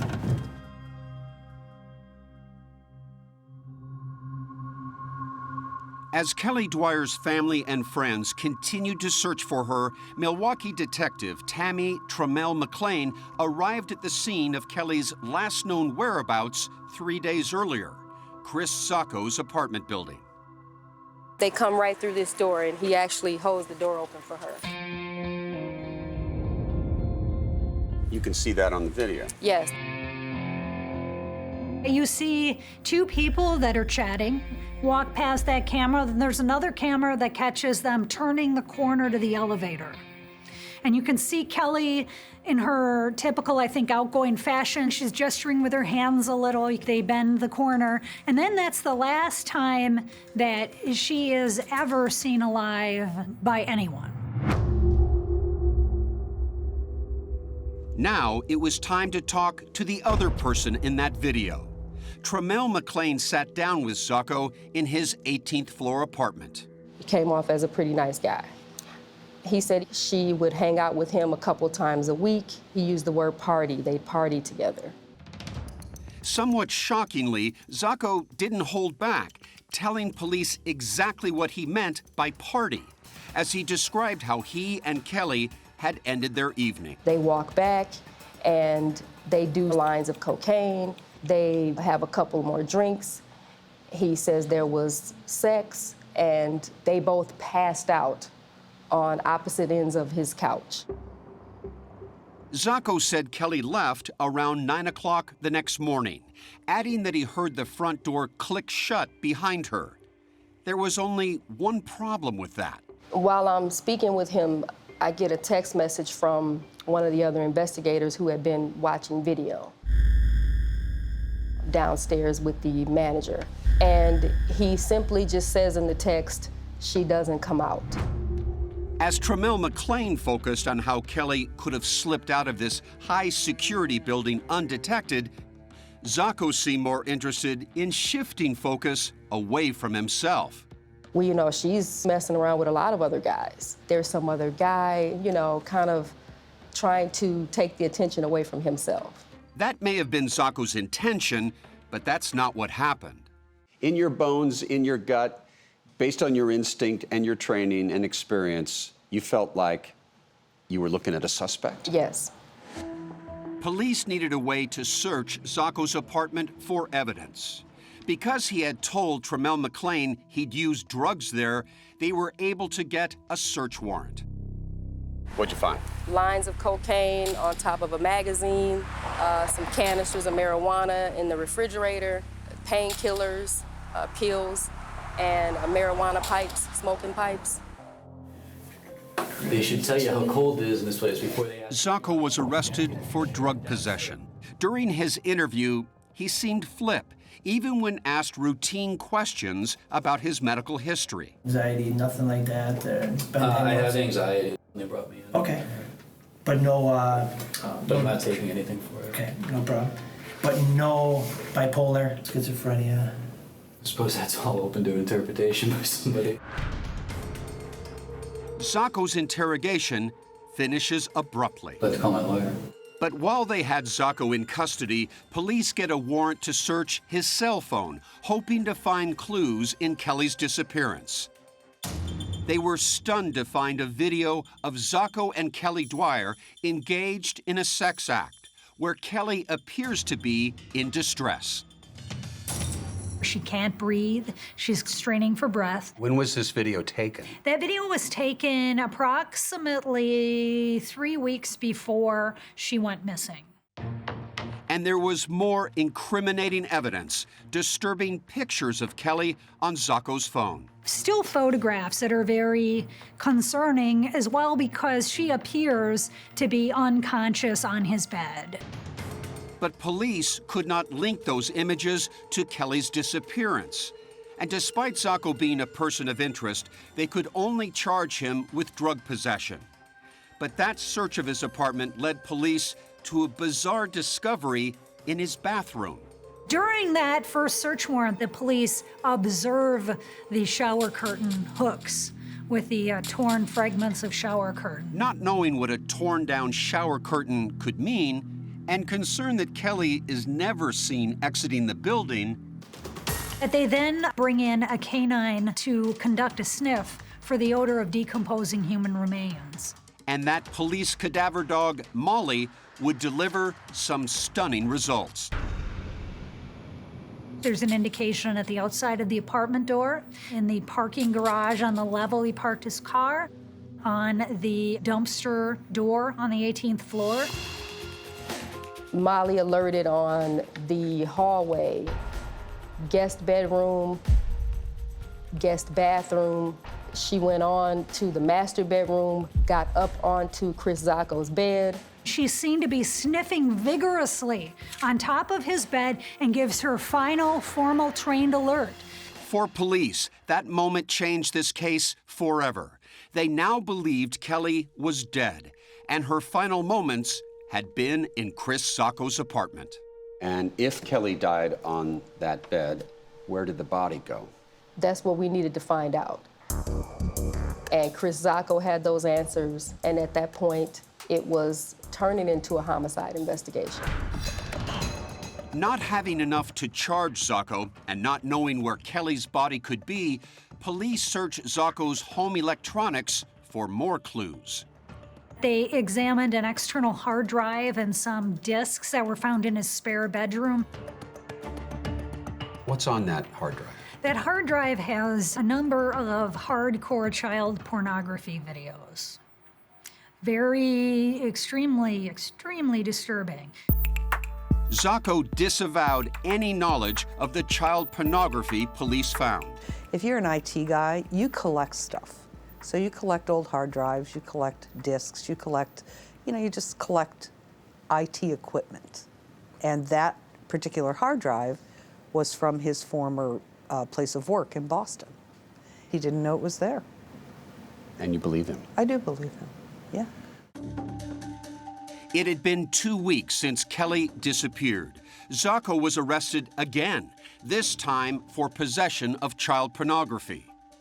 By early November 2013, he was out on bail and awaiting trial on the drug and child porn charges. Girlfriend? No, I mean, I date multiple people. But before Zacco had lawyered up in that first interrogation, it would turn out he'd said something that would come back to haunt him. Okay, so nobody you consider your girlfriend right now? No, there's a couple girls that I would like to be my girlfriend, but it hasn't moved that seriously yet, I guess. Yeah. Sure. He began dating a young woman in 2009. He was living two different lives.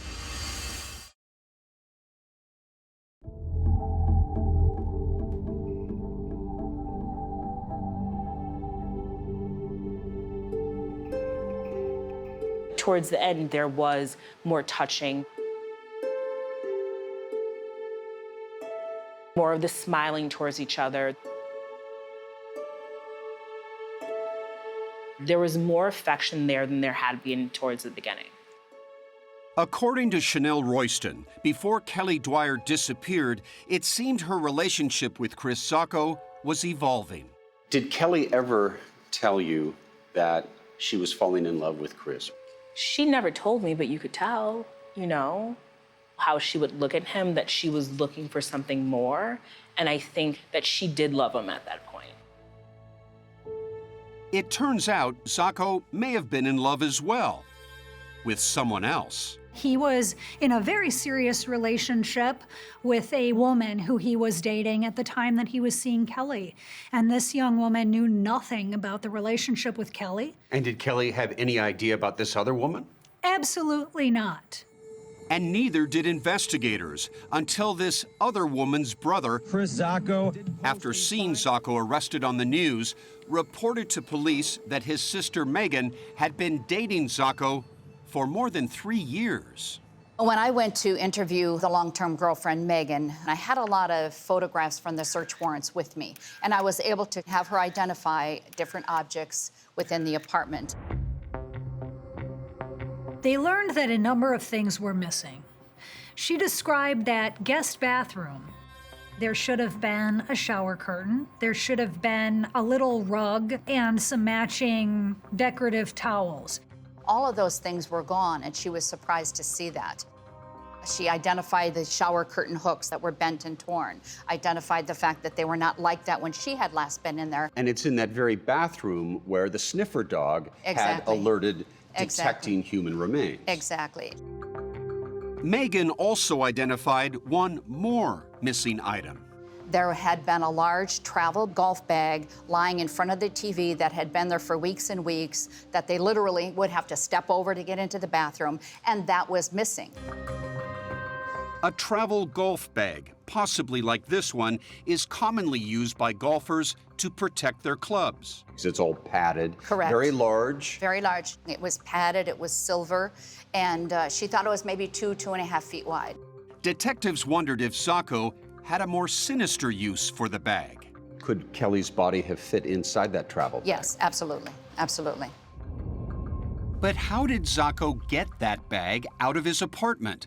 There is no video of Zacco leaving on any of the 28 surveillance cameras in the building. There's no camera on the elevator, so he could take her body in the travel golf bag out of his apartment, into the elevator, down to the first floor, and out that door to the garage without being captured on any cameras. But there are cameras inside the garage, and yet no image of Zacco with that bag.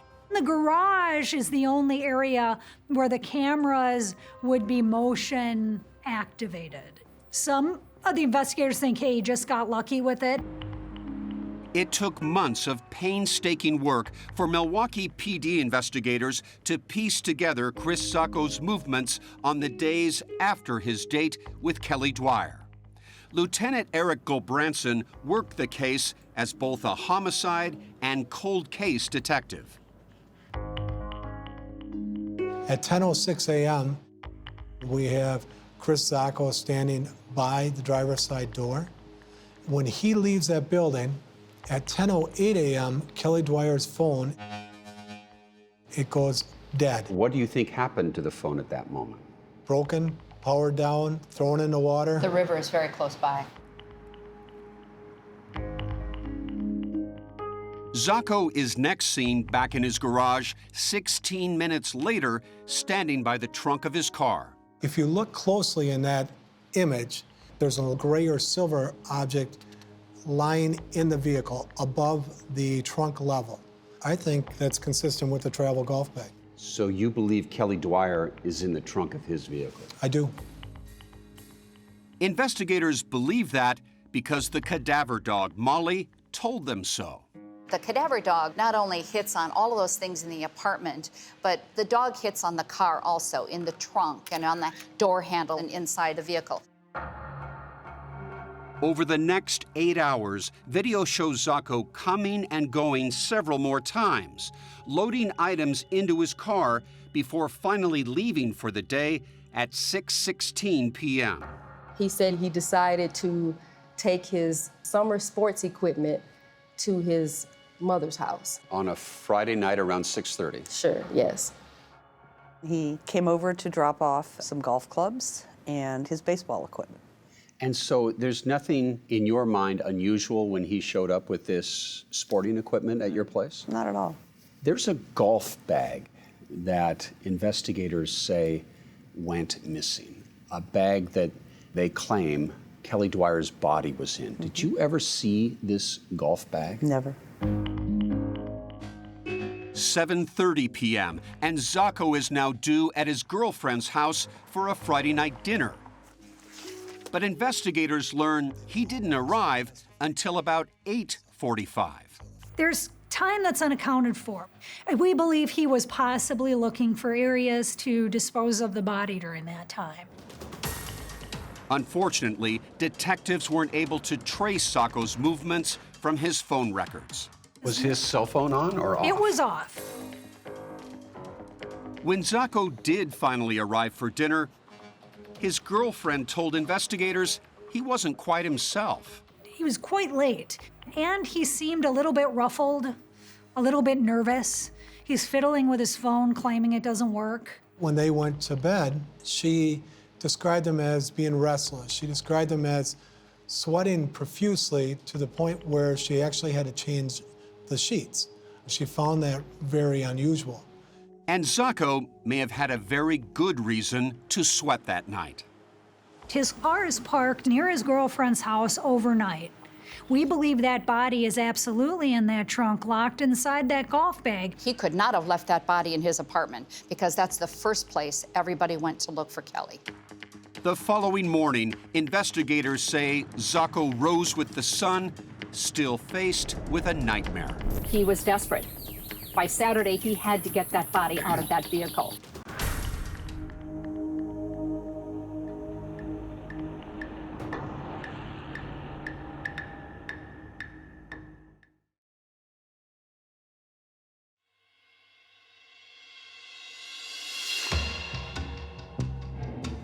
One day after Kelly Dwyer disappeared, Chris Zacco left his girlfriend's apartment and hit the road. Where he went that morning would be the first in a series of clues as to what may have happened to Kelly Dwyer. Chris Zacco had gone to a place called the Mouse House. What's the Mouse House? It's a cheese place. This is the Mouse House, 80 miles from Milwaukee, near Madison, Wisconsin. One cheese shop in a state full of cheese shops. Why would he drive up toward Madison to buy cheese? It's a very good question. A very good question. Zacco says he drove 160 miles round trip to buy a half-pound wedge of cheese for his girlfriend's parents. But the investigators say that he did it to finally dispose of Kelly's body somewhere in the rural Wisconsin farmland between Madison and Milwaukee. In case he was spotted, do you believe Zacco actually went to the Mouse House to create an alibi of sorts? I do. I certainly do. Police believe that after dumping Kelly's body, Zacco made his way to this shopping center on his drive back to Milwaukee. Investigators say that he walked into a Sports Authority and used his credit card to buy a brand new pair of sneakers. Why is he buying new sneakers? He may have purchased those sneakers to replace ones that he used in dumping the body. Like he might have been concerned that evidence got on those sneakers, so he had to have new ones to put on. Here's the slip up. I don't know if maybe he just had a momentary lapse of judgment, but that created a paper trail for him. Okay. That paper trail was a single credit card receipt, which gave detectives a critical piece of the timeline. We know through the investigation that he purchased the cheese at 9:55 a.m., and we know that he purchased the shoes at 12:11 p.m. The distance between the Mouse House and Sports Authority is 54 miles, and it should take 47 minutes to get there, but yet we have 90 minutes unaccounted for at that time. 90 minutes, certainly enough time, detectives believed, for Zacco to locate a secluded spot off the highway. But for them to find that spot would be like finding a needle in a haystack. And without Kelly's body, there was no physical evidence of a crime to charge Zacco with, only circumstance and suspicion. Did you want to take it to trial then? It was tough. What was missing? What was missing was her body. Eventually, Chris Zacco did go on trial in November 2014, not for murder, but for the child pornography possession uncovered with the initial investigation search warrants. What's the result of that trial? He's convicted of all but one count. 1 month later, Zacco pleaded guilty to additional drug charges and was sentenced to a total of 19 years. So are you done with Chris Zacco? Is that it? Or is the potential murder investigation still hanging over his head? It's still there. Well, we still wanted to be able to find out what actually happened with Kelly. Authorities have just identified the remains of 27-year-old Kelly Dwyer. Detective, where are we? We are on a dead-end country road, and we are about 45 miles west of Milwaukee. And it's quite overgrown here, but this is the specific area where Kelly Dwyer's body was found. For a year and a half, Kelly Dwyer had been here, hidden under these trees, just 6 miles from busy I-94, before her remains were discovered by a local man out for a walk. He catches a glint of light hitting off of something that's whitish in color. And when he takes a closer look, he sees what appears to be a human skull. 6 days later, using dental records, those remains were confirmed to be Kelly Dwyer. What could not be confirmed, though, was just how she died. There was nothing on that skeleton to tell us what the cause of death was. There was no physical evidence found at the scene either. No shower curtain, no cloth, no towel, no clothing. And no travel golf bag. But detectives say there was one clue left behind: the position of Kelly's skeleton. Her feet and legs were more over in this area, with one of her legs completely turned, very contorted. Same thing with her left arm. It was behind her back as if she had been scrunched into some kind of a container. Like a golf travel bag. Like a golf travel bag, exactly, exactly. It would appear that police now had enough evidence to bring Chris Sacco back to court for the death of Kelly Dwyer. It is just too much of a coincidence that her body is found somewhat near where he was shopping on the day after she goes missing. But Assistant District Attorney Hill wanted more than coincidence to build an airtight case. We wanted to make sure that we had uncovered all of the evidence we would be able to uncover. When you have a case that's going to be largely circumstantial, it's absolutely essential you do that. And with Sacco already in prison, there was no rush. It took another 2 years of investigative work before the state of Wisconsin charged Chris Sacco in the death of Kelly Dwyer. And another year and a half to bring the case to trial.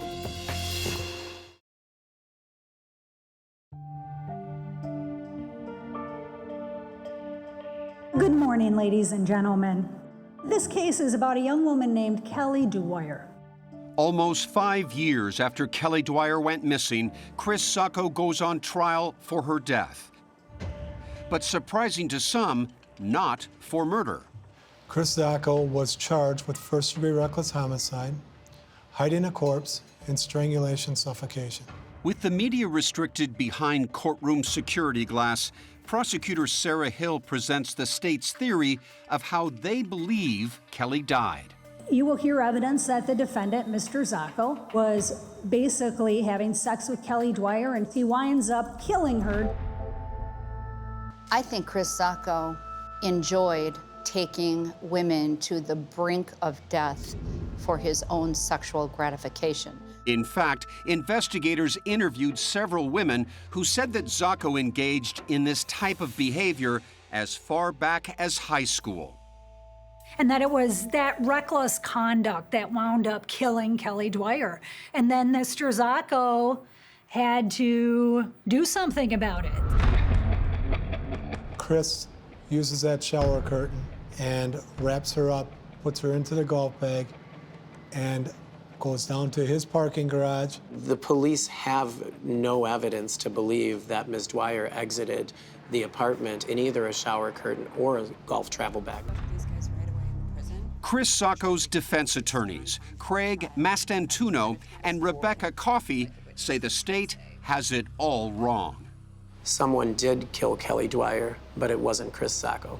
This case is more about the state wanting Mr. Sacco to be guilty than having the evidence to prove it. Is there any eyewitness to this alleged crime? There was no eyewitness, no. Is there a CSI moment, some definitive piece of DNA? There was no DNA evidence. The prosecution contends that while the security camera video clearly shows Kelly walking into Sacco's building, she is never seen walking out. She very well could have left the building in a way that wasn't reviewed. The defense argues there is video from several cameras they never had a chance to examine because it was not preserved as evidence. When the defense went to review all of the video evidence, that video was missing. And what about that missing travel golf bag police insist is in the back of Zacco's car? We've looked at that picture. There is no silver bag in his trunk.